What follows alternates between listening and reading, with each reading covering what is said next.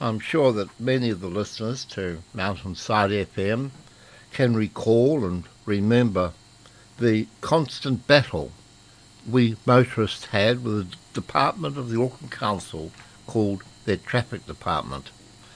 I can recall they had one person there in that office of the Auckland City Traffic Department, or traffic, whatever. Oh God, they were little Hitlers, weren't they? But there was one person who seemed to have some sense and managed to smooth the feathers of so many ruffled feathers of those Auckland drivers, and a fellow called Sergeant Joe Blasey.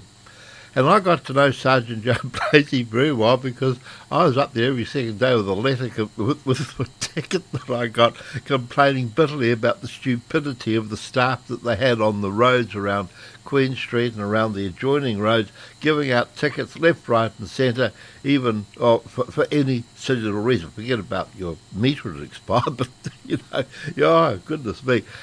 Sometimes we got to a point that you'd end up at the end of the week with something like 5 of these tickets. You go and see Joe Blasey, who had this huge queue outside his door. People say, look, for goodness sake, Sergeant Blasey, this can't go on.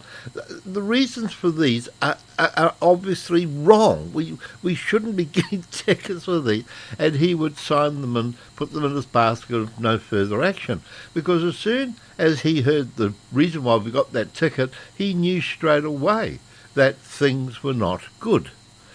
And poor old Joe would be dead now, but I would, at this late stage, like to thank him again for saving me a huge amounts of money back then through him, the only one in the Auckland Council Traffic Department that seemed to have any sense. I met a couple of their prosecuting sergeants once. What a couple of dickheads they were. If you didn't pay up, they'd take you to court and they'd go through all this rigmarole.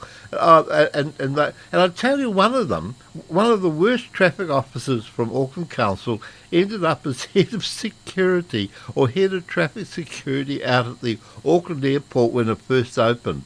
A great big tall lanky guy who was as thick as shit. And how he ever got that job, the arrogance of that guy.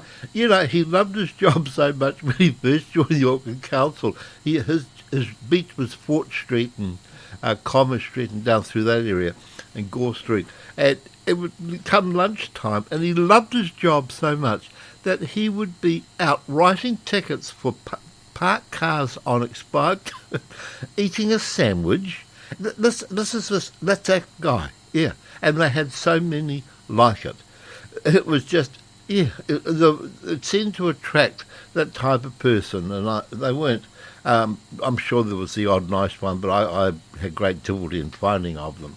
Now, putting that in the background, the modern day Auckland Council Traffic Department has to be the most idiotic, the most unthinking, the most stupid organisation that we have in Auckland at the moment, called AT. Right? AT, Auckland Transport.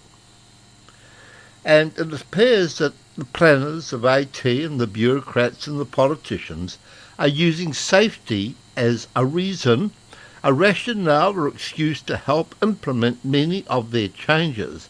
These changes to the way we live, drive and work together may in fact have very little, if anything, to do with safety.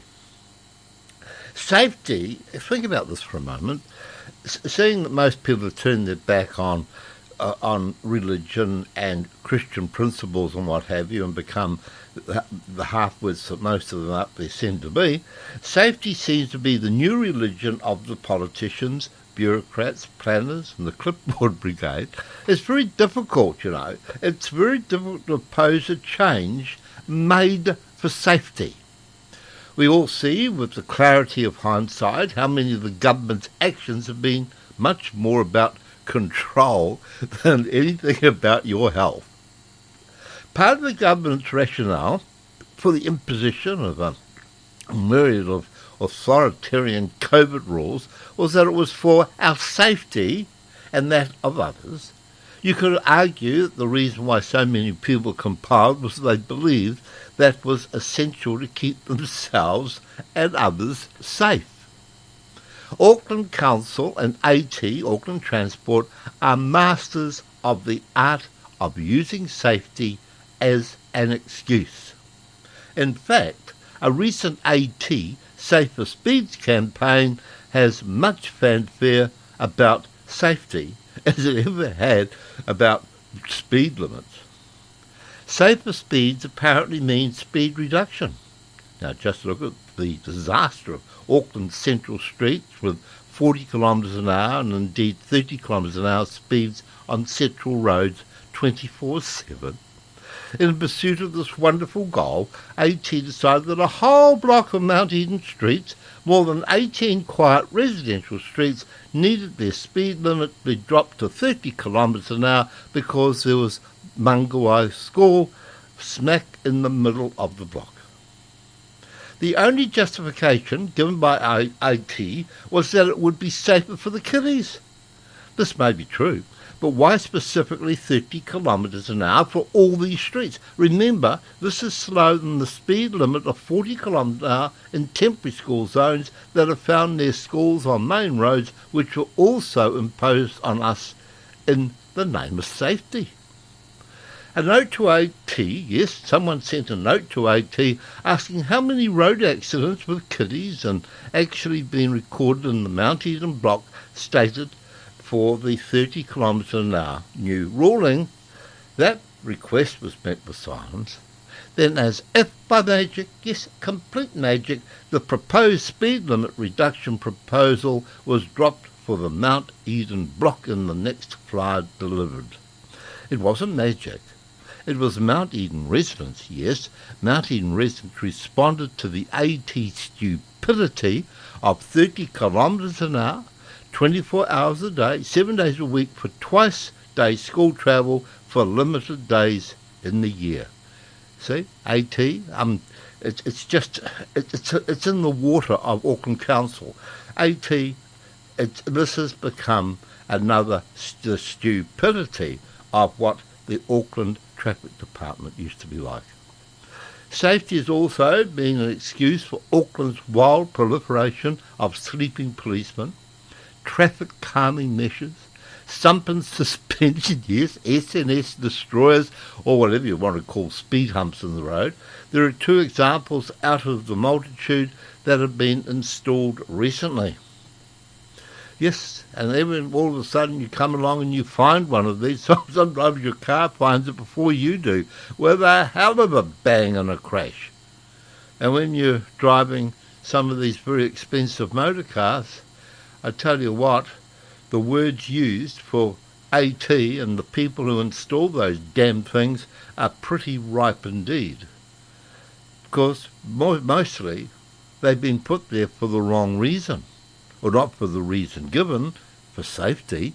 It's for some stupid little twit sitting in an office somewhere in AT who thinks, oh, that'd be a good idea. This will save us, and people might even stop them from doing what they shouldn't be doing. Doing what? Driving along the road.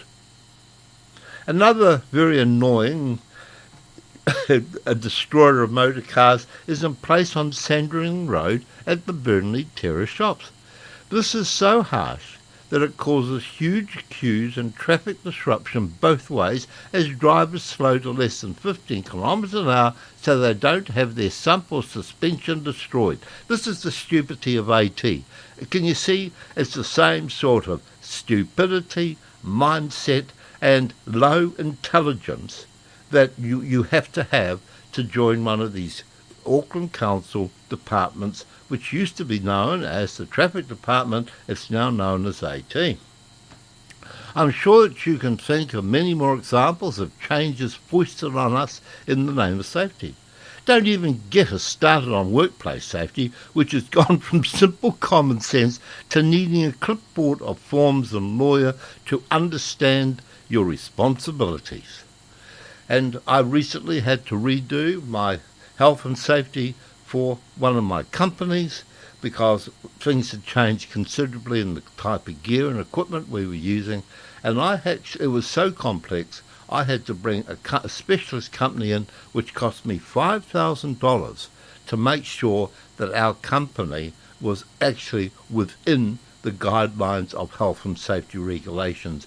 And when I sat down and looked what I had to spend for $5,000, it was a load of nonsense, it was a load of crap. In fact, it made me so anti-health and safety, and those little bloody Hitlers are still smarting over that.